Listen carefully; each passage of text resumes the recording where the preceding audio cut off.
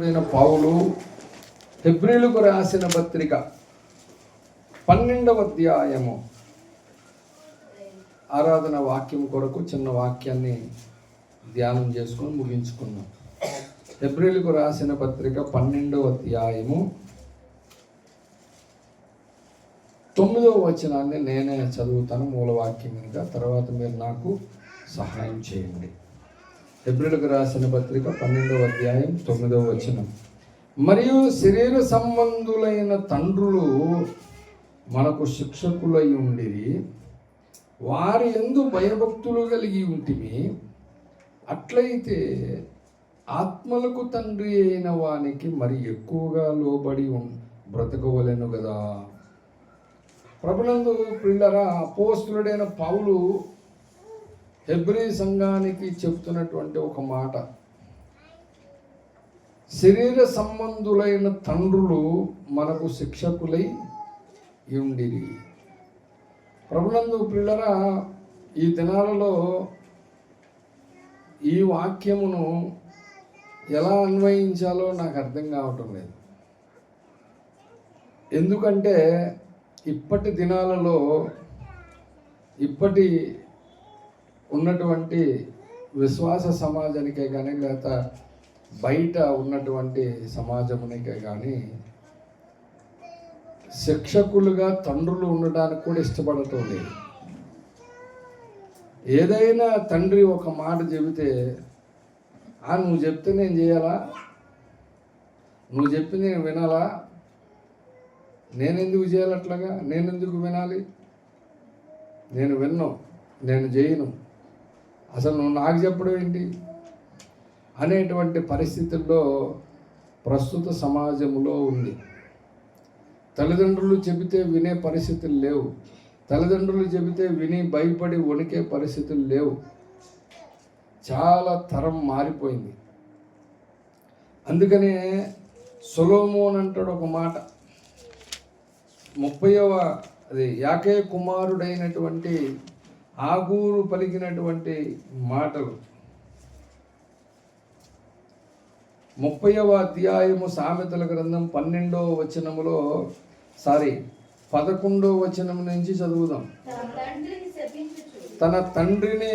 తమ తండ్రిని శపించుచు తల్లిని దీవించని తరము కలదు. తమ దృష్టికి తాము శుద్ధులై తమ మాల్యము నుండి కడగబడని వారి తరము కలదు. కనులు నెత్తికి వచ్చిన వారి తరము కలదు. వారి కనురెప్పలు ఎంత పైకెత్తబడి ఉన్నవి అన్నాడు. సొలొమోను చెబుతున్నటువంటి మాటలు చాలా వరకు ప్రభునందు ప్రియులారా అప్పట్లో జరిగినటువంటి విషయాలే కాదు, ఇప్పట్లో కూడా జరుగుతున్నటువంటి విషయాలను బట్టి పరిశుద్ధాత్ముడు ప్రవచించినటువంటి ప్రవచనాలు, బైబిల్ గ్రంథంలో రాసిన విషయాలు ఎలాంటివి అంటే, తండ్రిని శపించుచు అట. తమ తండ్రిని శపించుచు. తమ తండ్రిని ఎప్పుడు శపిస్తారు చెప్పండి? తండ్రిని శపించే పరిస్థితులు ఎప్పుడు వస్తాయి? కోపం వచ్చినప్పుడు శపిస్తారా? పర్వాలేదు, చెప్పండి. తండ్రి అసహ్యమైన కార్యాలు చేస్తుంటే శపిస్తారా? ఇప్పుడే వాక్యం చెప్పా, కనులు ఎత్తికెక్కినప్పుడు అంటే ఇలా అడిగి నేను కనుక్కొని చెప్పడం కూడా మంచిది. ఎందుకంటే నేను యజ్ఞమూర్తి వేణుగోపాల్ గారి దగ్గర ఉన్నప్పుడు నేర్చుకున్నటువంటి ఎన్నో సంగతులు మన దగ్గర ఉన్నటువంటి యవనస్తులకు, ఇప్పుడున్న వాళ్ళకంటే కూడా, ఇప్పుడున్న వాళ్ళందరూ కూడా వాక్యాశక్తి కలిగి ఎక్కువ ఏమడిగినా వాక్యం గురించి అడిగే వాళ్ళు ఎక్కువ మంది ఉన్నారు. ఇంతకుముందు కరోనాకు ముందు ఉన్నటువంటి యవనస్తులు వాక్యాశక్తి ఉంది, కానీ వాళ్ళకున్నటువంటి పరిస్థితులను బట్టి వాళ్ళు అడిగినటువంటి విషయాలు వేరు.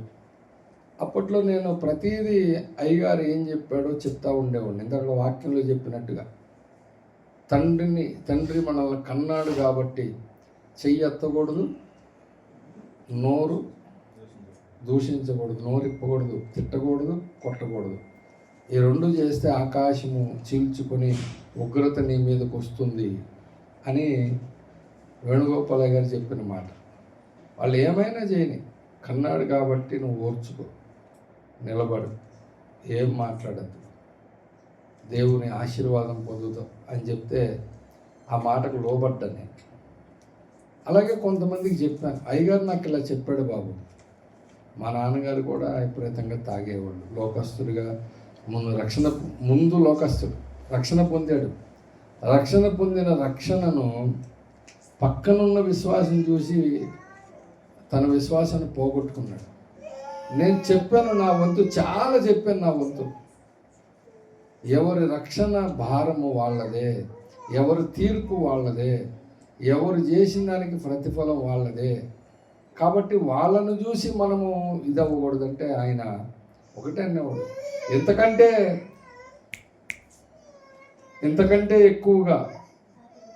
ఎంతకంటే ఎక్కువగా అన్యుల్లో ఉన్న వాళ్ళే చాలా బాగున్నారు కదా. పౌలు అన్నాడు కదా మాట, అన్నాడా? కొరింథీయులకు రాసిన మొదటి పత్రిక 5వ అధ్యాయంలో పౌలు భక్తుడు ప్రస్తావించిన మాట. కొరింథీయులకు రాసిన మొదటి పత్రిక 5వ అధ్యాయము మొదటి 2 వచనాలు. మీరు జారత్వం ఉన్నదని వదంతి కలదు.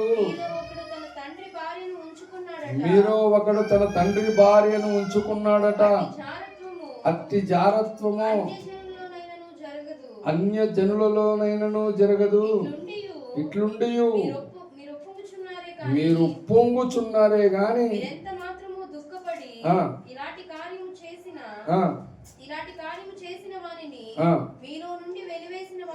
అంటే ఇప్పుడు మొదటి వచనంలో ఏమన్నాడు? అట్టి జారత్వము అన్యజనుల్లో కూడా జరగదట. అంత అన్యజనులు అంత నిబద్ధత కట్టుబడి ఉంటారు. నేను చాలాసార్లు వాక్యంలో కూడా చెప్పాను. చాలామంది నన్ను అడిగారు, టీవీ చూస్తారా అంటే చూస్తాను. ఇప్పుడైతే అసలు దగ్గర 4-5 ఏళ్ళ నుంచి చూడట్లేదు. అంతకుముందు చూసేవాడు. ఎప్పుడైనా భోజనం టైంలో పెట్టేవాళ్ళం అట్లా. అది కూడా లేదు ఫోన్లు వచ్చిన తర్వాత. ఇప్పుడు ఇంకా అవుట్ రీచ్కి వెళ్ళిన తర్వాత అసలు ఖాళీ లేదు. అప్పుడు చెప్పాను, ఎందుకు చూస్తానంటే అందులో నుంచి కొన్ని సంగతులు, మంచి సంగతులు నేర్చుకుంటా. చెడు సంగతులు ఏవై ఉన్నాయో అవి వదిలిపెట్టేస్తా. అన్నిట్లో మంచి ఉంటుంది, చెడు ఉంటుంది. ఒకే సినిమాలో చెడు చూపిస్తారు, మంచి చూపిస్తారు. బైబిల్లో కూడా తప్పులు చేసిన వారి చరిత్ర రాశాడు, యథార్థంగా మంచిగా నీతిగా బతికిన వాళ్ళది కూడా రాశాడు. వాటిలో నుంచి మనం నేర్చుకోవాల్సినవి బోళ్ళని ఉంటాయి. అందులో నేను ఒక చివరిలో భోజనానికి వచ్చాను, 1/2 గంట 10 నిమిషాల సినిమాది, 5 నిమిషాలు వచ్చినటువంటి సిచ్యువేషన్ చూసా.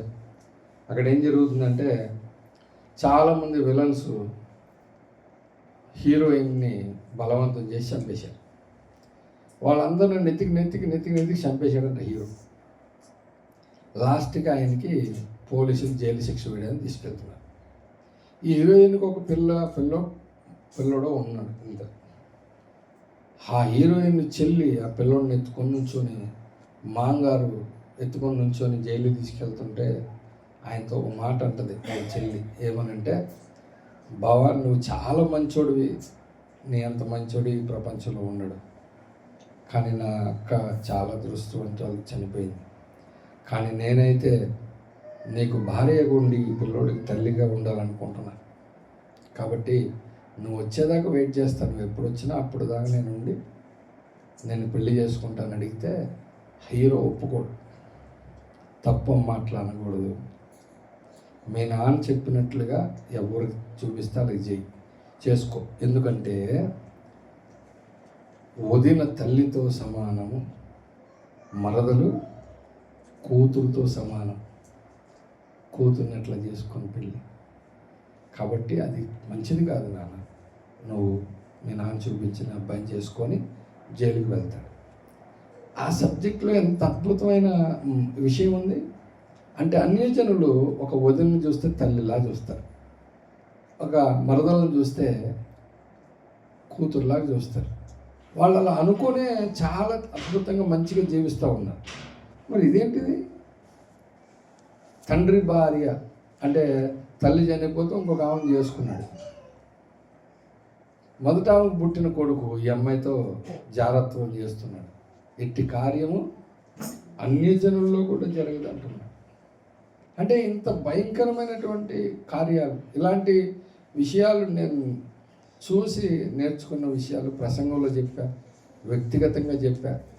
అట్లా చెప్పినప్పుడు విని నన్ను, సేవకురాల్ని, మా కుటుంబ సభ్యుల్ని చూసి వాళ్ళు అర్థం చేసుకున్న విషయాల్లో ఇక్కడి నుంచి వెళ్ళిపోయినటువంటి వాళ్ళు చెప్పినటువంటి సాక్ష్యం.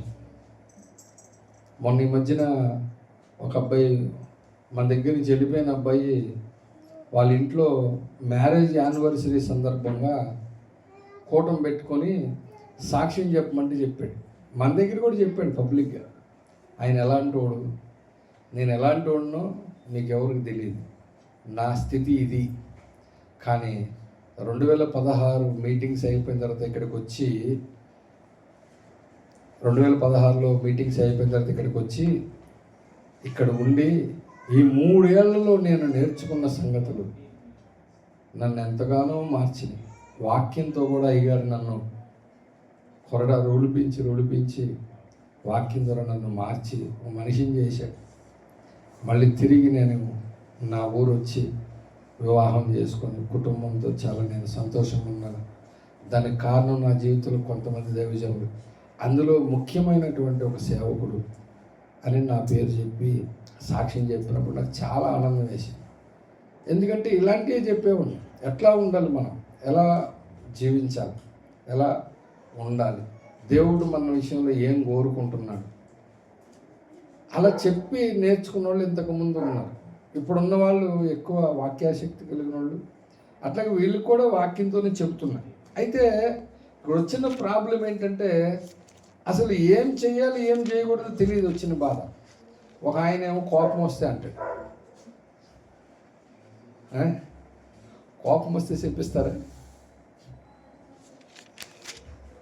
మన యేసన్న గారు వాక్యంలో చెప్తున్నాడు. ఆయన ఒక రోడ్డు మీద కన్న తండ్రిని కన్న కొడుకు గుండెల్లో గుద్దుతున్నాడట. గుండె మీద పంజాయి చూరుతున్నాడు, కొడుతున్నాడు. ఈయనకి చాలా బాధ వేసిందట. 4-5 వచ్చి ఆపితే ఈయన కూడా ఆపి ఎందుకురా కొడుతున్నావు అని చెప్పి నేనంటే తండ్రి అంటున్నాడంట, నా కొడుకు నా కళ్ళల్లో ముళ్ళైపోయాడండి అంటున్నాడంట. కళ్ళల్లో ఏమైంది, ఏం చేసావంటే ఏం లేదు,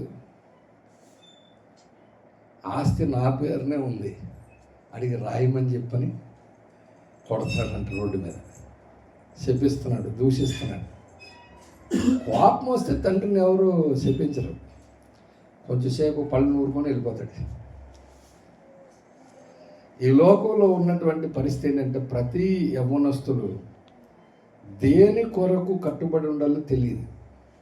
ఆస్తి కోసం తండ్రిని కొట్టి శపించే వాళ్ళు ఉన్నారు. తల్లిని దీవించిన తరము కాదు. తమ దృష్టికి తాము శుద్ధులై, దేవుని దృష్టికి కాదు. ఎవరి దృష్టికి? చాలామంది వాళ్ళు చేస్తున్న పని కరెక్ట్ అనుకునే వాళ్ళు తమ దృష్టికి తాము శుద్ధులు. తమ మాలిన్యము నుండి కడగబడని వారి తరము కలదన్నారు. ప్రతి తరములోని ఇలాంటి పరిస్థితులు ఉన్నాయి. ప్రతి తరములో ఒక తరములో కన్నులు నెత్తికి వచ్చిన వారి తరముంది. కనురెప్పలు ఎంత పైకెత్తబడి ఉన్నవి అంటే అహంకారం, గర్వం. ఎందుకు వస్తాయి అంటే అలాంటి తరాలు ఉన్నాయి. ప్రస్తుత తరంలో చూస్తున్నా తల్లిదండ్రులు చెప్పిన మాట 100కి 99 మంది అసలు వింటలేదు. మంచిగా చెబుతారు వాళ్ళు, చెడు చెప్పరు. మన క్షేమము కొరకే చెబుతారు, కానీ వినరు చెప్పిన మాట. కొన్నిసార్లు వాళ్ళకి తెలిసి రావాలి కాబట్టి మనం కూడా వదిలేయాలి. వదలకుండా గట్టిగా పట్టుకోకూడదు. వదిలితేనే కదా అసలు దేనిలో ఎంత ఉందో తెలిసేది. తెలియదు. కానీ చాలామంది వారి తల్లిదండ్రులకు దుఃఖం పుట్టించేవాళ్ళు ఉన్నారు. ఒకసారి మనోహర్కి యాక్సిడెంట్ అయిన సమయంలో మా చెల్లి వాళ్ళ అబ్బాయి చెప్తుంటే విన్నా. వాళ్ళ ఫ్రెండ్ కోట్ల రూపాయలు ఆస్తుంది. వాళ్ళ నాన్న బుల్లెట్ కొనమని అడిగాడట, కొనలేదు. కానీ కాలేజీలో ఎవరిదో బుల్లెట్ ఉంటే అది తీసుకొని ఎగ్జామ్ సెంటర్కి వెళ్ళి వస్తూ వస్తూ లారీ కింద పడిపోయి చచ్చిపోయాడు అబ్బాయి, బుల్లెట్ తోలుతూ. కానీ వీళ్ళు వెళ్ళి కుటుంబ సభ్యుల్ని వాళ్ళ తల్లిదండ్రులను పరామర్శిద్దామని వెళ్తే ఆ తండ్రి బాధపడుతున్నాడు. కోట్లు ఉంది బాబు, ఒక్కడే కొడుకు, ఇప్పుడు లేడు. ఏం చేయాలి ఎంత సంపాదించి ఎవరి కోసం? కానీ వద్దు వద్దు వద్దు అని ఎందుకంటారు? పిల్లల మీద ఉన్నటువంటి ప్రేమ మమకారంతో చెప్తుంటారు. అంటే ప్రేమ మమకారమే కాదు, ఓఫిరే గారు ఒక మాట చెప్పారు. ఈ టెలిఫోన్లు, ఈ ఫోన్లు, సెల్ ఫోన్లు ఇవన్నీ లేని కాలంలో, ఓన్లీ లెటర్లు టెలిగ్రాములు ఉన్న కాలంలో మన మనస్సే అన్నీ చెప్తుండేదట. అక్కడ కొడుకు ఎలా ఉన్నాడు అని వీళ్ళు బాధపడుతూ లెటర్ రాస్తే ఇది చేరుకునే సమయానికి ఆల్రెడీ ఆడికి జ్వరం వచ్చి తగ్గిపోయేది. అవును నిజమే, లాస్ట్ వీక్లో జ్వరం వచ్చి తగ్గిందని మళ్ళీ లెటర్ రాసేవాడు. అంటే అక్కడ ఉన్నాడు, ఎలా ఉన్నాడు ఎలా ఉన్నాడు ఎలా ఉన్నాడు ఎలా ఉన్నాడు అనుకుంటుంటే వీళ్ళకి ఏదైనా మనసులో అమ్మో ఏమన్నా వాడికి ఇబ్బంది పడుతున్నాడు అనుకుంటే చాలు, అప్పటికే ఆల్రెడీ అది జరిగిపోతూ ఉంటుంది అక్కడ. అంటే అంత కనెక్టివిటీ, మనస్సు కనెక్టివిటీ ఉంది ఆ రోజుల్లో. కానీ ఈ రోజుల్లో ఫోన్లు వచ్చిన తర్వాత ఏం జరుగుతుందో తెలియదు, ఏం చేస్తున్నారో తెలియదు. కానీ కొన్ని ఎలా జాగ్రత్త పడాలో అర్థమయ్యేటట్లుగా కొన్ని వీడియోలు కూడా వచ్చినాయి. కానీ పాటించడం చాలా కష్టంగా ఉంది. భోజనం పెట్టి భోజనం దగ్గర ఫోన్ పట్టుకొని కూర్చున్న వాళ్ళకి ఫోను చెయ్య మొత్తం కలిపి టేప్ వేసేసి తల చుట్టూ చుట్టేసాడు. ఎందుకంటే అన్నం తింటావా ఫోన్ చూసుకుంటావని ఈ ఫోను తలకాయ మొత్తం కలిపి చుట్టేసి టేప్ వేసేస్తే మొత్తం అట్లాగే ఉంటుంది. ఇంకా 2 చేతులు ఉంటాయి కదా దాంట్లో, పీక్కోవడానికి కూడా రాదు. ఇంకా అట్లాంటి వచ్చినాయి కరెక్టే, కానీ చేయగలవా? కాబట్టి హెబ్రీయులకు రాసిన పత్రికలో చెప్పినటువంటి పౌలు భక్తుడు చెప్పినటువంటి మాట 100% ఈ రోజుల్లో నెరవేరడం లేదు. శరీర సంబంధులైన తండ్రులు మనకు శిక్షకులై ఉండేది. ప్రభునందు ప్రియులరా, ఆడపిల్లకి కానీ మగపిల్లడికి కానీ పెళ్లి కాకముందు పెళ్ళి అయిన తర్వాత కూడా ఇంట్లో పెద్దవాళ్ళు కొన్ని విషయాలు ఎలా ఉండాలి, ఎలా చేయాలి, పెద్దోళ్ళు వచ్చినప్పుడు ఎలా ఉండాలి, సేవకులు వచ్చినప్పుడు ఎలా ఉండాలి, మన బిహేవింగ్ ఎట్లా ఉండాలి, మనం ఎట్లా మాట్లాడాలి, మన ఇంట్లో ఉన్నప్పుడు మనం మాత్రమే ఉన్నప్పుడు పర్లేదు ఎలాగున్నా, ఎందుకంటే మన ఇల్లు మనమే కాబట్టి. కానీ ఎవరైనా వచ్చినప్పుడు ఎట్లా ఉండాలి, ఎదుటి వాళ్ళతో ఎట్లా, ఇవన్నీ తల్లిదండ్రులు నేర్పుతారు. నేర్పినప్పుడు నేర్చుకునే వాళ్ళు, నేర్చుకుని పాటించిన వాళ్ళు కుటుంబాలు అద్భుతంగా ఉన్నాయి. కానీ మనం నేర్చుకోలేదనుకో, వాళ్ళు చెప్పేదని మనం చేసిన మనకు తెలీదా అని చెప్పని అనుకుంటాం. అలా అనుకున్నప్పుడు ఎప్పుడైతే నువ్వు అభిప్రాయంలో ఉంటావో, నువ్వేం చేస్తున్నావో, మా అమ్మగారు ఎప్పుడు చెప్తుండేది నాకు ఒక మాట, మా అమ్మమ్మ చెప్పేదట, ఏం టెన్షన్ వద్దు, మనం అట్టేస్తారు ఉండట్లు రెడీగా. అర్థమైంది మీకు? ఎంతమందికి అర్థమైంది? మనం అట్టేస్తే అంటే ఏంటి? మనం ఇక్కడ ఏం చేస్తున్నామో దాన్ని బట్టే మనకు అవతల కూడా జరుగుతుంది. మన కుటుంబంలో మన భార్యను మనం బ్రహ్మాండంగా చూసుకున్నాం అనుకో, మన ఇంట్లో కూడా మన ఇంటికి వచ్చినటువంటి ఆమెని బాగానే చూసుకుంటాం. మన ఇంట్లో సరిగ్గా ఇక్కడ లేమనుకో, అక్కడేం జరుగుతుంది? అదే జరుగుతుంది. అవును, నేను చేస్తే వాళ్ళకి ఎందుకు జరగాలి అంటే మరి తెలియాలంటే జరగాలి మరి. కాబట్టి అట్టేస్తున్నట్లు గ్యారెంటీ ఉంటాయంట. కాకపోతే కొంచెం టైం పడుతుంది అంతే. ఆ టైం పట్టే విధానాన్ని కూడా ఓఫిరే గారు ఏం చెప్పారంటే, అది ఎప్పటికో జరుగుతుంది, నా వల్ల జరిగిందని తెలియదు. ఇప్పుడు నాకు జరిగింది, నువ్వు వెంటనే యాక్షన్ తీసుకుంటే వాళ్ళకి అర్థమయ్యేది మనం చేయబట్టి అలా జరిగిందని. నువ్వు వెంటనే చేయవు, ఎప్పుడుకో చేస్తావు. వాడు నా వల్లే జరిగిందని వాడికి తెలియదు. నువ్వు చేసే పనులన్నీ ఇలాగే ఉంటాయి. కాబట్టి నాకు నీకు ఈ పంచాయతీ వద్దులే, కానీ ఏం జరిగినా నాకు అనవసరం, నీ సేవ నేను చేసుకుంటా వెళ్ళిపోతాను అంటున్నాడు ఆయన. కాబట్టి చాలామంది ఏమనుకుంటాం అట్లాగా. కానీ ఎందుకు రాశాడు శిక్షకులై ఉండిరి అని అంటే, అలా ఈ భూమి మీద శరీర సంబంధులైన తండ్రులకు మనము శిక్షకులుగా ఉన్న వారికి లోబడి ఉంటే, విధేయత కలిగి ఉంటే, చెప్పినట్టు వింటే మన ఇహలోక కుటుంబాలు అద్భుతంగా ఉంటాయి. అలాగే తండ్రి మాట వినినటువంటి వ్యక్తి ఖచ్చితంగా ఆత్మీయ తండ్రి మాట కూడా వింటాడు. తల్లి మాట వినినటువంటి వ్యక్తి ఖచ్చితంగా ఆత్మీయ తల్లిదండ్రుల మాట కూడా వింటాడు. ఇక్కడ ఏమన్నాడంటే, అట్లయితే ఆత్మలకు తండ్రి అయిన వానికి మరి ఎక్కువగా లోబడి బ్రతుకోవలెను కదా అన్నాడు. ఇది కుదురుద్దా? సాధ్యమేనా? నేనేమన్నానంటే, చాలామంది ఇంట్లో తల్లిదండ్రులకు బాగా లోబడి ఉంటారు, కానీ ఆధ్యాత్మిక ప్రపంచానికి వచ్చేటికల్లా లోబడడం కొద్దిగా చాలా కష్టం. ఎందుకు? దానికంటే కూడా ఇంకా కొద్దిగా కఠినంగా ఉంటాయి ఇక్కడ పరిస్థితులు. ఎలాగా? ఇప్పుడు అక్కడ అనుకోండి, ఇప్పుడు ఇందాక చెప్పా, మనం ఇక్కడ ఎలాగుంటే మనకు అట్టేస్తారు ఉండట్లని. ఇప్పుడు ఆధ్యాత్మిక ప్రపంచంలో అలాగ కాదు. కొన్నిసార్లు మనము సహించాల్సి వస్తుంది, కొన్ని పరిస్థితులకు లోబడాల్సి వస్తుంది. అందుకని ఓఫిరయ్య గారు చెప్పాడు, కీర్తనల గ్రంథం 109వ కీర్తన 4వ వచనం. కీర్తన గ్రంథము 109వ కీర్తన 4వ వచనం. నేను చూపిన ప్రేమకు ప్రతిగా వారు నా మీద పగబట్టి ఉన్నారు. అయితే నేను ఇప్పుడు ఇదే విషయం నేను మీకు చెప్పాను అనుకోండి, అందరూ యాక్సెప్టెడా? ఎవరైనా మిమ్మల్ని నష్టపెట్టినా, కష్టపెట్టినా, బాధ పెట్టినా, తిట్టినా, ఏమన్నా అన్నా కొంచెం కూడా కోపించుకోమాకండి, కొంచెం కూడా బాధపడమాకండి, వాళ్ళ కోసం ప్రార్థన చేయండి అని చెప్పాను అనుకో, అది యాక్సెప్టెడ్గా?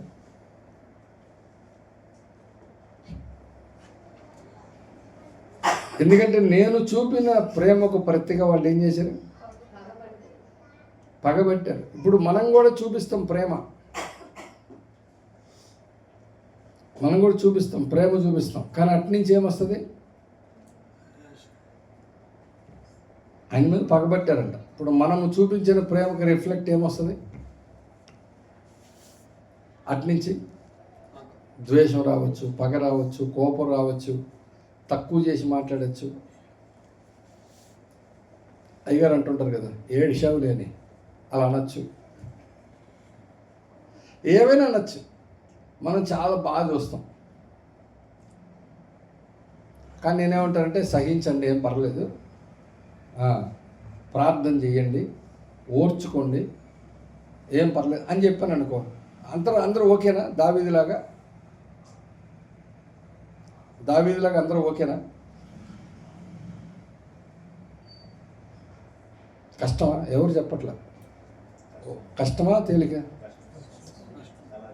చాలా మామూలు కష్టం కాదు అసలు. మామూలు ఒక్క మాట అంటేనే మనకు అసలు అప్పుడు దాకా పడుకున్నది నిద్ర లెగుస్తుంది.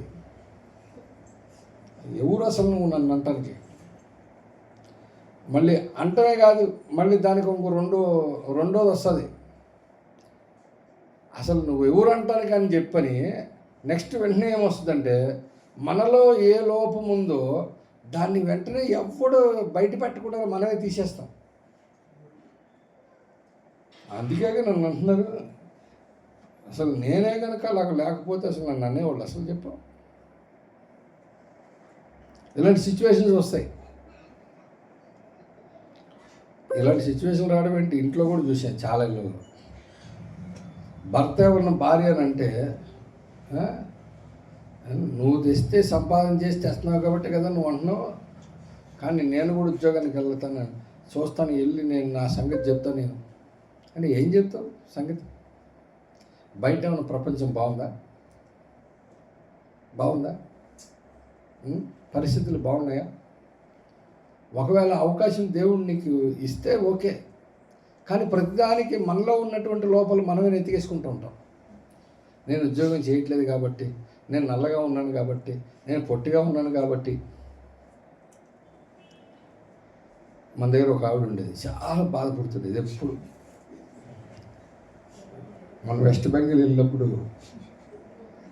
అక్కడ కూర్చొని ఎయిర్పోర్ట్లో ఆ పిల్ల ఇక్కడ పుట్టుంటే ఎంత బాగుండు ప్రభు, ఎందుకు నాయన నువ్వు అక్కడ పుట్టించావు ఆంధ్రాలో, ఇక్కడ పుట్టుంటే ఇక్కడ ఉన్న వాళ్ళందరూ 3:30 కంటే ఎక్కువ లేడెవడు. ఆడవాళ్ళు 3:30, 4, 3:30 ఉన్నందరూ 4 అంగుళాలు చెప్పులు వేసుకున్నారు. అలా అటు ఇటు ఎయిర్పోర్ట్లో తిరుగుతుంటే చూసి అప్ప ఇక్కడ ఉండుంటే ఆ పిల్ల అంత బాగుండేది. నేను బోల్సార్లు చెప్పాను, నేను వాక్యంలో చెప్పాను, పర్సనల్గా చెప్పాను, ఓఫిరే గారు చెప్పిన మాట చెప్పా. నా ప్రభు అయిన క్రీస్తుకి నేను ఇంత హైట్ ఉంటేనే ఆయనకి ఇష్టం, నేను ఇలా ఉంటేనే ఇష్టం, ఈ కలర్ ఉంటేనే ఇష్టం, ఇలా ఉంటేనే ఇష్టం. కాబట్టి నేను ఒక్క రంగులు ఎక్కువ ఉన్న ఏసైకి ఇష్టం కాను. అప్పుడు మనం ఏం చేయాలి? అసలు ఆనందించాలి కదా. 7 అడుగులు ఉన్నాడు తప్పించాను, ఏసైకి ఇష్టమేనా? రక్షణ వచ్చిందా? ఏం చేద్దాం మరి? చాలామంది ఆడవాళ్ళు హైట్ ఉంటుంటారు, రక్షణ పొందరు, దేవుని తెలుసుకోరు, అన్యులుగా బతుకుతారు, ఈ లోకస్తులుగా. మరి వాళ్ళు ఏం చేయాలి? వాళ్ళకి లేని గొప్ప భాగ్యం నీకు దొరికిందని చెప్పని ఆనందించాలి వద్దా? అసలు దేవుని ప్రేమ కూడా తెలియదు. అట్లా బాధపడిపోయి మనలో ఉన్న లోపాలని మనమే బయటెట్టేసుకొని మన కోపాన్ని తాపాన్ని మొత్తం రేజయి చూపించేస్తుంటావు, నన్ను అంటావు నువ్వు అని. కానీ 109:4 వచ్చిన మన జీవితంలో ఎప్పటికీ నెరవేరు. ఎప్పుడు నెరవేరుద్ది? క్రీస్తు స్వారూప్యంలోకి నేను రావాలి, ఆయన పోలికలోకి రావాలనే పట్టుదల నీలో ఉన్నప్పుడు. ఆయన కనబట్టలేదు, కనీసం ఈ భూమి మీద నాకు మాదిరిగా ఉండడానికి ఒక అపోస్తులను, ఒక ప్రవక్తను నాకు ఇచ్చాడు. ఆయన్ని చూస్తే మనం నేర్చుకోవాల్సిన ఎన్ని ఉంటాయి, తెలుసుకోవాల్సిన ఎన్ని ఉంటాయి. అందుకనే మీకు చాలాసార్లు ఉదాహరణగా ఆయన జీవితంలో చేసినటువంటి విషయాలు చెప్పాను, ఆయన జీవితంలో జరిగిన విషయాలు చెప్పాను నేను. అసలు ఆయన పడినటువంటి అవమానాలు, ఆయన అన్న మాటలు, ఆయన భార్య ఆయన అన్న మాటలు మిమ్మల్ని కనుక అనుంటే అసలు మీరు ఈ భూమి మీద బతకరు, లేదంటే వాళ్ళని చంపేస్తారు. కానీ అంత అన్నా సరే, అంత ప్రేమతో నిండి ఈ రోజుకి ఒక్క మాట మాట్లాడారు. మరి అంత ఓర్పు సహనం ఆయనకి ఎలా వచ్చినాయి అంటే దేవభక్తి సాధన చేశాడు. మనమే సాధన చేసాం, మనకున్నటువంటి టాలెంట్లన్నిటిని మన బ్రెయిన్లో పెట్టుకుని సాధన చేస్తున్నాం. కాబట్టి అది కరెక్ట్ కాదు. ఉండవలసినటువంటి పరిస్థితి ఇది. నేర్చుకోవడానికి దేవుడు ఒక ప్రవక్తను పెట్టాడు, ఒక స్థానిక సంఘ కాపురిని పెట్టాడు. నేను బయట ఒకటి చెప్పి లోపల ఒకటి కాదు. మీరు నా లైఫ్ని మా ఇంట్లోకి వచ్చి కూడా మీరు ఉండి చూడొచ్చు, నో ప్రాబ్లం. ఎందుకు అనంటే నేనే అయ్యగారిని గురించిన విషయాలన్నీ తెలుసుకుని చాలాసార్లు అనుకున్నా, ఇప్పటికీ అనుకుంటా. మొన్న చెప్పిన వాక్యాన్ని బట్టి కూడా, మొన్న రీసెంట్గా చెప్పిన వాక్యాన్ని బట్టి కూడా నేను ఆ రోజు చెప్పిన వివాహమైన వాళ్ళందరూ ఖచ్చితంగా ఈ వీడియో చూడండి, మిస్ అవ్వద్దని పెట్టినా చెప్పాను. నేను ఇంటికి మొన్న వారం కూడా చెప్పాను. ఇంటికి రాగానే అడిగాను పాస్టర్ గారిని, నాకున్న ఒక డౌట్, క్లారిటీ ఇచ్చింది, చాలా సంతోషించాను. ఎందుకు అలాగ అడగాలి వచ్చి అనంటే, మరి ప్రవక్త చెప్పాడు, జీవమును కృపావరములో భార్యలు మీతో కూడా పాలివారని ఎరిగి. పేతురు రాసినటువంటి మొదటి పత్రిక 3వ అధ్యాయము 7వ వచనములో భార్యలు ఒక్కలేనా, భర్తలు లేరా? ఆ వాక్యాన్ని ఓన్లీ భార్యలకి అన్వయించాలా, ఓన్లీ పురుషులకి అన్నది? పేతురు రాసిన మొదటి పత్రిక 3వ అధ్యాయం 7వ వచనం, అటువలే పురుషులారా జీవమును కృపావరములో మీ భార్యలు మీతో పాలివారై ఉన్నారని ఎరిగి ఎక్కువ బలహీనమైన ఘటమని భార్యను సన్మానించి మీ ప్రార్థనలకు అభ్యంతరము కలగకుండానట్లు. అమ్మ, ఇప్పుడు మీతో పాలివారై ఉన్నారని ఎరిగి అనే దగ్గర కామ ఉందా లేదా? ఉందా? అంటే అర్థం ఏంటి?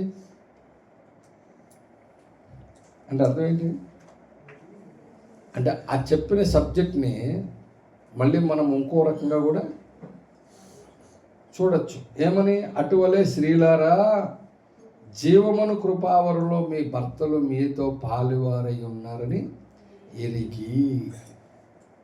కానీ కింద సబ్జెక్ట్ మాత్రం ఓన్లీ లేడీస్కి సంబంధించి పురుషుడికి చెప్పాడు. కానీ ఈ వచనాన్ని 2 పక్కలే తిప్పచ్చు, కామ పెట్టాడు కాదు. తిప్పితే ఇప్పుడు అటు ఇటు ఇద్దరికి కలిపి ఇద్దరూ ఎరిగి ఉండాలి. ఏమని? జీవమను కృపావరంలో నాతో నా భార్య పాలివారని, భార్య ఏమనుకోవాలి, నా భర్త నాతో పాలివాడని ఎరిగి ఇద్దరు జ్ఞానం చొప్పున కాపురం చేయాలి. ఇద్దరు, స్త్రీకి ఉండాలి, పురుషుడికి ఉండాలి జ్ఞానం. ఆ జీవమను కృపావరంలో ఇద్దరు పాలివారు కాబట్టి ఇద్దరికి ఇచ్చిన ఆజ్ఞలు నెరవేర్చాలి. ఒకవేళ నెరవేర్చకపోతే ఈ కృపావరంలో పాలివారయ్యే ఛాన్సు ఒకరికే ఉంటుంది, ఇంకొకరికి ఉండదు. లోబడింది అనుకో ఖచ్చితంగా తను డెఫినెట్గా వెళ్ళిపోద్ది. లోబడలేదని ప్రేమించలేదనుకో ఇతనికి అవకాశం లేదు. నువ్వు లోబడినా లోబడకపోయినా నువ్వేం చేయాలి? ప్రేమించాలి. ప్రేమించకపోయినా ఇప్పుడు అన్ని గొడవలు ప్రేమించడం ప్రేమించకపోవడం కాదు, ఎక్కువ టైం మాట్లాడలేదని గొడవలు అయిపోతున్నాయంట. అందుకే సెల్ ఫోన్ కొనిచ్చింది, మాట్లాడుకొని ఫుల్గా. ఉద్యోగం పీకేస్తాడు, ఇంటికాడ కూర్చుంటాడు. అప్పుడు మీరే తిరగండి ఉద్యోగానికి. ఇప్పుడు ప్రతీది ఓఫీర్ గారు మనకి చెప్పే ప్రతీది ఒక పాఠమైనా కాదా? నేను అనుకున్నా ఏమనంటే, అయ్యగారు నన్ను ఎవరు పట్టించుకోవట్లేదు, అయ్యగారు వచ్చి 2 ఏళ్ళు అయిపోయింది బెంగళూరు సేవకనంటే, అవునా బాబు పట్టించుకోవట్లేదా? అరే బాధపడుతున్నావంటే, మరి బాధే కదా అయ్యగారు అన్న. బాధపడుతున్నావా? ఏసై పట్టించుకోకపోతే బాధపడాలి కానీ ఆడిడి పట్టించుకోతే బెద్దు బాధపడుతున్నావు అన్నాడు. దీన్ని అన్వయించుకో. నేను ఇందాక చెప్పిన దానికి, మీ ఆయన మాట్లాడట్లేదు బాధపడతావు, ఏసై మాట్లాడలేదు బాధపడతావు. ఏసు మాట్లాడి వినపడదు సార్, మా ఆయన మాట్లాడితే అలాగనే తృప్తి పొందామని చెప్పి మాట్లాడదంటే మాట్లాడ్డాయి సైలెంట్గా ఉంటాడు అని బాధపడే వాళ్ళందరికీ ఒక సలహా. దేవుడు మీతో మాట్లాడాలంటే చెవులో మాట్లాడు, ఫోన్లో మాట్లాడు, బైబిల్ ద్వారా మాట్లాడతాడు కాబట్టి బైబిల్ ఎక్కువ చదవడం నేర్చుకోండి. నేను ఒక ఇంటికి వెళ్ళినప్పుడు ఒక ఆయన చూశాను, పెద్ద ఆయన. నేను 4 గంటలు ఆరాధన చేశాను ఆ ఇంట్లో, ఒక్క మాట కూడా మాట్లాడలే.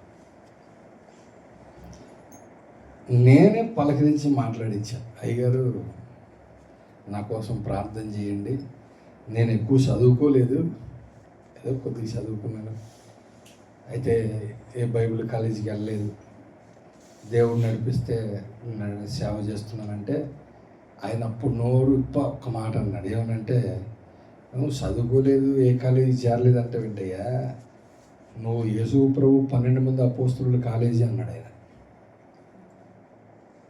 అవునయ్య గారు చాలా సంతోషం, వందనాలండి, ప్రార్థన చేయండి అంటే. ఇంకో విషయం తెలుసా, నాకు బైబిల్లో చాలా బాగా ఇష్టమైన మాట ఒకటి ఉంది, ఆ మాటే తీసుకొని ఈరోజు నువ్వు వాక్యం చేశావు. నాకు అరిమతి యోసేపు తెగించి యేసు ప్రభు శరీరం అడిగాడు అనే మాట బైబిల్లో నాకు చాలా ఇష్టం అంట. ఎందుకంటే ప్రతి విశ్వాసిలో తెగింపు ఉండాలంట. తెగింపు ఉండాలి. తెగింపు లేదు ఈ రోజుల్లో. కానీ ఆ మాట దాని మీద చెప్పిన విషయాలకు చాలా ఆనందం వేసింది. ఇంకోటి నిన్ను చూసినప్పుడు నాకు చాలా ఆనందం ఏంటంటే, మీరు సేవకుల్లో లేరు. ఇప్పుడు సేవకుల్లో పిలిస్తే ఫ్లైట్ టికెట్ కావాలి, పిలిస్తే కారు కావాలి, పిలిస్తే 5 స్టార్ హోటల్ కావాలి. మీరిద్దరేంటో లేని పని గొడవ ఎక్కడికి వచ్చి కూడా వంట చేస్తున్నారు. నాకు చాలా ఆశ్చర్యం వేసింది. ఇలాంటి విషయాలు 2-3 మాటలు మాట్లాడాను. నాకు చాలా ఆశ్చర్యం వేసింది. ఇంకో విషయం కూడా అడిగాను. నేను వాళ్ళ ఆవిడ గారిని అడిగాను, అమ్మగారు ఇట్లాగే అయ్యగారు ఏం మాట్లాడరంటే ఏం మాట్లాడరు. నేను అన్నాను, మీరు ఎప్పుడు బాధపడలేదన్న. నేనెందుకు బాధపడతాను? అదేంటమ్మగా ఈ రోజుల్లో చాలామంది బాధపడిపోతున్నారు, వాళ్ళ ఆయన్ని మాట్లాడలేదని. మీకు బాధ లేదన్న. లేదండి. చింత లేదన్న. లేదండి. ఎందుకన్నా? 24 గంటలు బైబిల్ చదవడానికి ప్రార్థన చేయడానికి సరిపట్లేదు. అంది. ఏమవట్లేదు?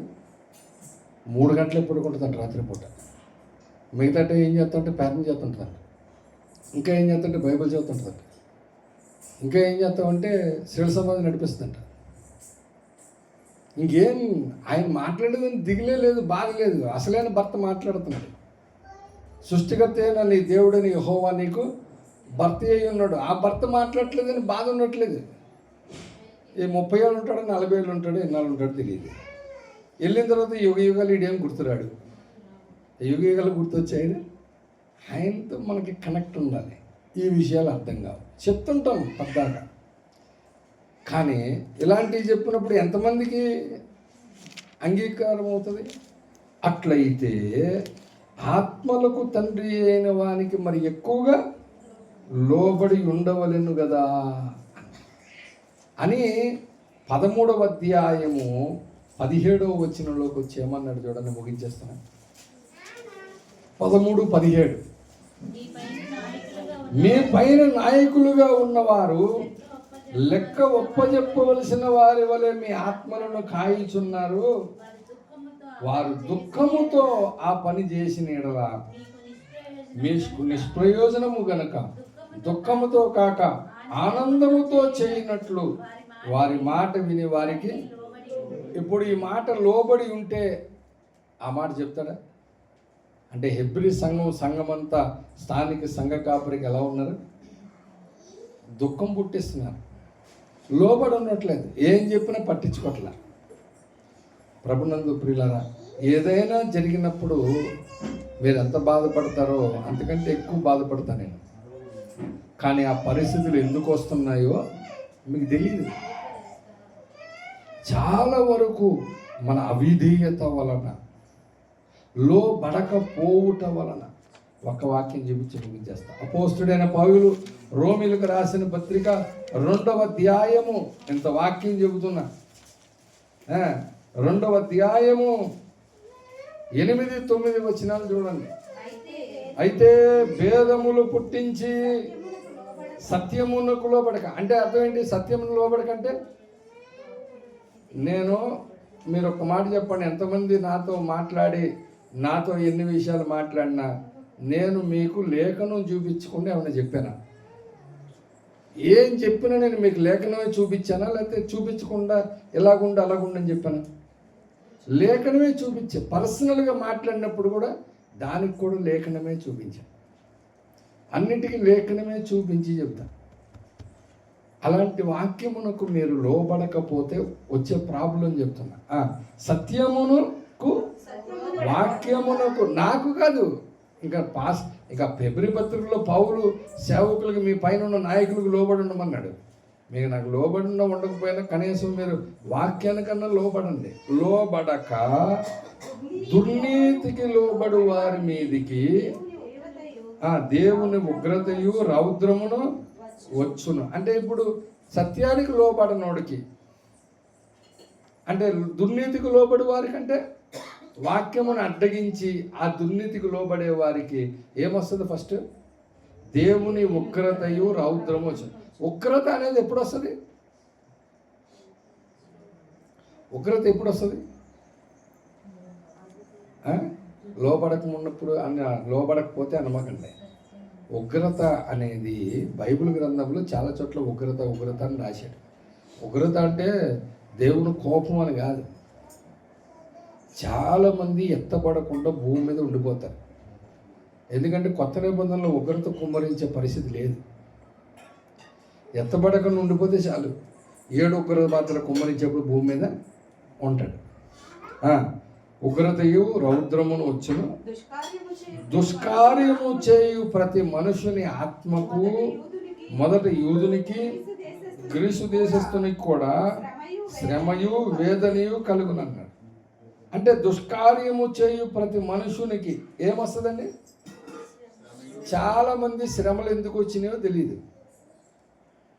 అర్థం కాదు. శ్రమ వచ్చింది అనగానే దుష్టుడు చేసాడండి ఇట్లాగా ఆడిపోయి ఇదంతా వాడి మీద మనం ఖడ్గమెత్తాలంటాడు. ఖడ్గమెత్తడు తర్వాత సంగతి. దేవుని ఖడ్గానికి లోబడి ఫస్ట్. అంటే ఇప్పుడు ఈ వాక్య ప్రకారం శ్రమ దేవుడు ఇస్తాడా దుష్టుడు ఇస్తున్నాడా? ఎందుకు ఇస్తున్నాడు? నువ్వు కనీసం తెలుసుకుంటావేమోనని. ఈ శ్రమ వచ్చింది దేనికి వచ్చింది అని నువ్వు ప్రార్థన చేస్తే దేవుడు కనీసం నీకు ఒక అవగాహన ఇస్తాడు. అప్పుడు ఏ దుష్కార్యం చేసావో, ఏ వాక్యానికి లోబడలేదో, ఏ కోపం దేవుడిని మీద రౌద్రం వచ్చింది తెలుస్తుంది. కనీసం ఏం పట్టించుకోము. డబ్బులు ఉంటాయి, మనుషులు ఉంటారు, బాగు చేయించేసుకుంటాం, శరీరానికి వచ్చిన ఆత్మకు వచ్చిన. కానీ ప్రతి మనుషుని ఆత్మకును అన్నాడు. ఇది వెరీ డేంజరస్. లోబడకపోతే వాక్యానికి దేవుని ఉగ్రత రౌద్రం తర్వాత సంగతి. కానీ ఆత్మకు గనక శ్రమ కలిగితే, ప్రతి మనుషుని ఆత్మకు మొదట గ్రీసు దేశస్థునికి శ్రమయు మీరు చెప్పండి. శ్రమ అంటే శారీరకంగా వచ్చే శ్రమ. వేదన అంటే ఇంకా దిగుల, ఇంకా రక్షణ పొందుతారు. దేవుళ్ళు సరిగా ఉండరు, వాక్యానికి లోబడరు, కుటుంబంలో భార్యను ప్రేమించరు, భర్తకు లోబడరు, నోటి ఇష్టం వచ్చినట్టు మాట్లాడరు. రక్షణ పొందిన మారు మనసుకు తగిన ఫలం ఉండదు.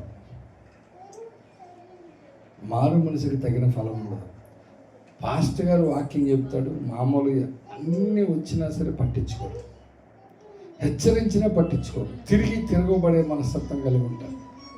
ఇట్లాంటి ఆత్మలకు వేదన ఏంటి తెలుసా? నేను చెప్పింది ఆత్మగా శరీరానిగా. గ్రీసు దేశస్థునికి కూడా కామ పెట్టాడా? తర్వాత శ్రమ వేదన కలుగునన్నాడు. శ్రమ వేరు, వేదన వేరు. దేనికి? ఆత్మకు కలిగే శ్రమ వేదన ఏంటి?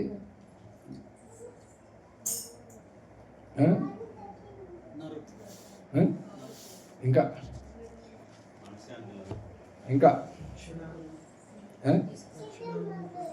ఇంకా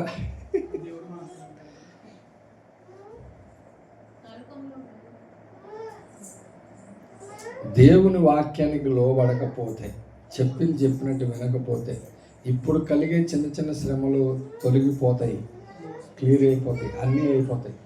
కానీ ఆత్మ ఎవరైతే పెట్టారో దాన్ని తిరిగి వెళ్ళాలి కదా.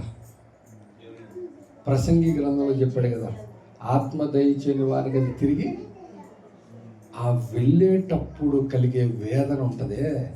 చాలామంది వెంటనే టక్మని ఇలాగ అయిపోరు. రోజులు ఉంటారు, అవునా?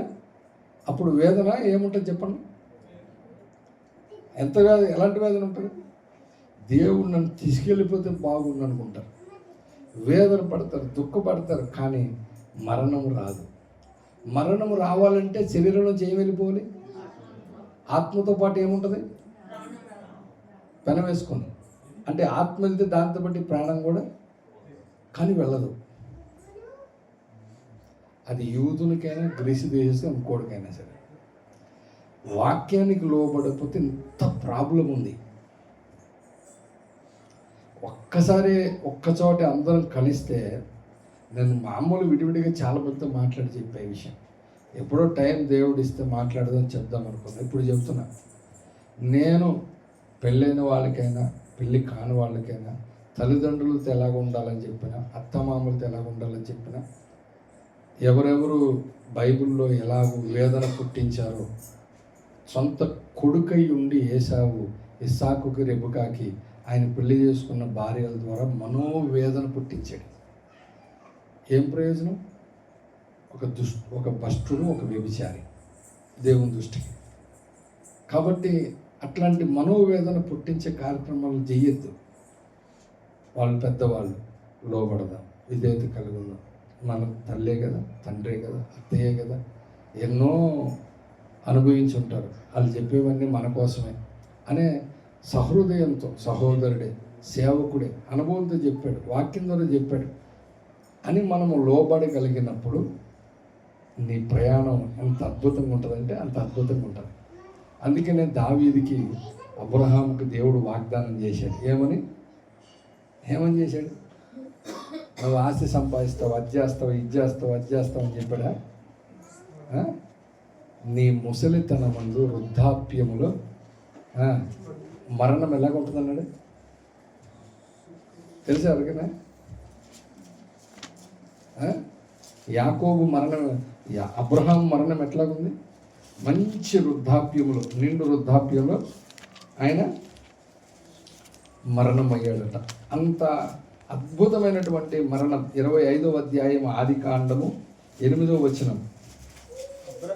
అబ్రహాము నిండు వృద్ధాప్యమునకు వచ్చిన వాడై మంచి ముసలితనమున ప్రాణము విడిచి మృతి పొంది తన పితరుల యొద్దకు చేర్చబడిన.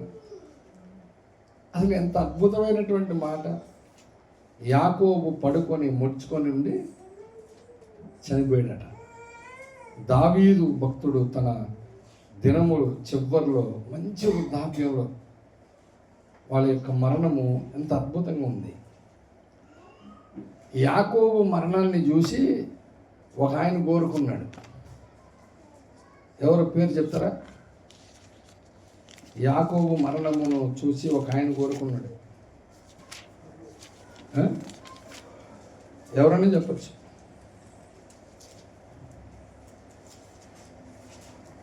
యాకోబుగా ఉన్నప్పుడు ఆయన అంత కరెక్ట్గా లేడు.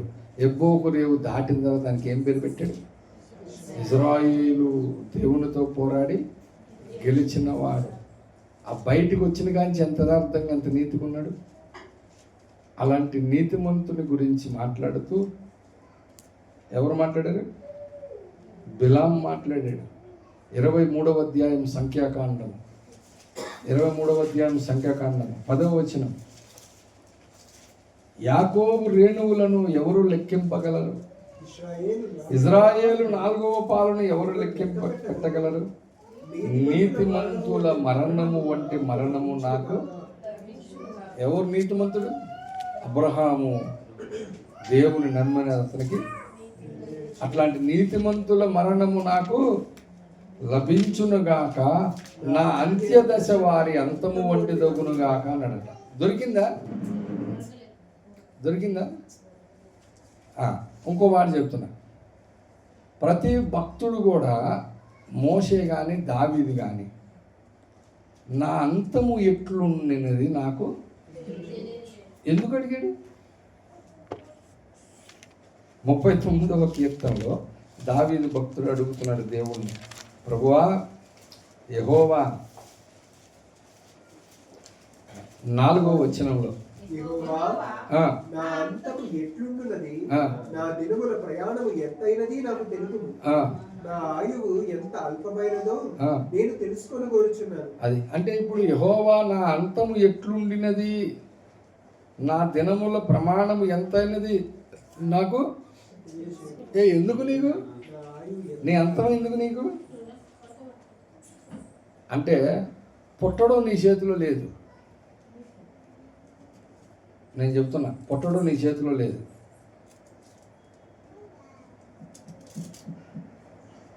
డాక్టర్ బిఆర్ అంబేద్కర్ గారు ఒక మాట అన్నారు, పుట్టడం నా చేతిలో లేదు, కానీ సావు నా చేతిలో ఉంది. ఎక్కడ చచ్చిపోవాలో అక్కడ చచ్చిపోతానని ఆయన ఏం చేసింది? బౌద్ధ మతం తీసుకున్నాడు. ఎందుకు? ఆ పద్ధతి ప్రకారం ఆయనకి ఆ కార్యాలు చేస్తారు కాబట్టి. క్రిస్టియానిటీలో ఉంటే పాతి పెడతారు, హిందూ దీంట్లో ఉంటే కొంతమంది కాలుస్తారు, కొంతమంది పూడుస్తారు. కానీ ఇప్పుడు అంతం ఎవరి చేతిలో ఉంది? ఇప్పుడు ఆయన మహాజ్ఞాని కాబట్టి కులం విషయంలో ఆయన ఆ మాట అన్నాడు, మతం విషయంలో ఆ మాట అన్నాడు. కానీ క్రైస్తవులైనటువంటి దావీదు గారు దానికోసం అన్నాడా? 91వ కీర్తనలో మోషే భక్తుడు కూడా, 90వ కీర్తనలో మోషే భక్తుడు కూడా ఒక మాట అన్నాడు. 12వ వచనం,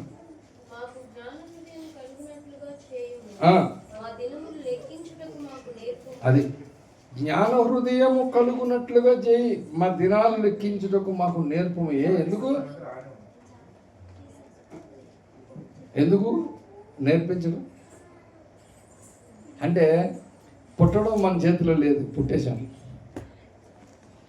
ఈ మధ్యన జోక్ కోసం ఫేస్బుక్లో అందరూ పెడుతున్నారు, ఓ చిన్నపిల్లడు కళ్ళు పది మళ్ళీ ఈ ఇంట్లో పుట్టినా మధ్యతరగతిలో, అమ్మాని ఇంట్లో కదా. జోకే అది. పుట్టినప్పుడు మన చేతిలో లేదు. ఎవరు కడుపులో పుడతామో, ఎవరు ఇంట్లో పుడతామో మన చేతిలో లేదు. కానీ సావు మాత్రం ఎలా చనిపోవాలి అనేది నీ చేతిలోనే ఉంది. నేను అందుకని చూపించా వాక్యం. రోమాపత్రిక 2:8 ప్రకారం నువ్వు వాక్యమునకు లోబడకపోతే, దుర్నీతికి లోబడుతూ ఉంటే మాత్రం దేవుని ఉగ్రత రౌద్రము ఎప్పుడు వస్తుంది, ఎలాగొస్తుంది అంటే ఆత్మకు వస్తుంది. అది ఎల్లదు, ఉండదు. ఆ వేదన కళ్ళతో చూస్తే తెలుస్తుంది. మా బంధువుల్లో ఒక ఇద్దరు ఉన్నారు. ఒక ఆయన భార్య, వాళ్ళ అత్తగారు చాలా బాధ పెట్టాడు వాళ్ళని. కానీ ఆయన చనిపోయే రాత్రి ఆయన పడిన వేదన చూసి వీళ్ళిద్దరూ చాలా దుఃఖపడ్డారు నా దగ్గర. బాబు ఎంత బాధపడ్డాడయ్యా పాపం. ఆయన తన జీవితంలో ఏమేం చేశాడో అవన్నీ, నేను అలా చేసే ఇలా చేసే ఎంత భయంకరంగా బతికానని అన్ని చెప్పి చెప్పి చెప్పి రోధించి ఏడ్చి అంత పశ్చాత్తాపడితే చాలా రోజులు మంచిగా ఉన్నాడు. ఆ రోజు తెల్లవారుజామున వెళ్ళిపోయాడు. ఏమో ఆయనకి ఆ మనసు ఎవరు పుట్టించేది తెలియదు. రక్షణ అయితే పొందాడు. దేవుని ఆత్మ ప్రేరేపించి ఉంటుంది. ఏడ్చి ఏడ్చి చాలా దినాలు అలా ఉండి తర్వాత వెళ్ళిపోయాడు. కానీ చాలామందికి మంచంలో ఉన్న తర్వాత కూడా ఆత్మ వెళ్తే ఇటు ఉండదు. ఆ టైంలో కూడా వాయిస్ మాత్రం తగ్గుద్దా? అస్సలు తగ్గదు. ఓ పక్కన వేదన ఉంటూనే ఉంటుంది, అప్పుడు కూడా తగ్గదు. అందుకని చెబుతున్నా, బిలాము కోరుకున్నాడు, నేనైతే కోరుకుంటున్నా, చాలాసార్లు కోరుకున్నా, ఇట్లా ప్రసంగం చేస్తూ వెళ్ళిపోవాలి. కానీ ఇద్దరు ప్రవక్తలు రాకల్లో ఉంటామని చెప్పానంటే మళ్ళీ దానికి కమిట్ అయ్యారు. సర్లే అయ్యగారితో పాటు కొంచెం వాటి తోలు తీసిన తర్వాత వెళ్దామని. ఎందుకంటే మనం అయ్యగారి ఫాలోవర్స్ కదా, ఆయన ఏం చేయాలనుకుంటున్నాడో అది చేయాలి. వెళ్ళిపోవాలనేది ఉంది, కానీ దేవుని చిత్తం కాబట్టి మనం కూడా జ్ఞాపకం పెట్టుకుందాం. అట్లయితే ఆత్మకు తండ్రులైన వారికి మరి ఎక్కువగా లోబడి బ్రతుకోవలేను కదా అన్నాడు, ఉండవలను కాదు. ఏమన్నాడు? మీ బ్రతుకంతా లోబడి ఉండి బ్రతికేటట్లయితే దేవుడు మిమ్మల్ని అద్భుతంగా ఈ లోకంలో ఆశీర్వదించి దీవిస్తాడు. అట్టి భాగ్యం ప్రభు మనందరికీ దయచేయను గాక. ఆమేన్. రండి ప్రార్థన చేసుకుందాం.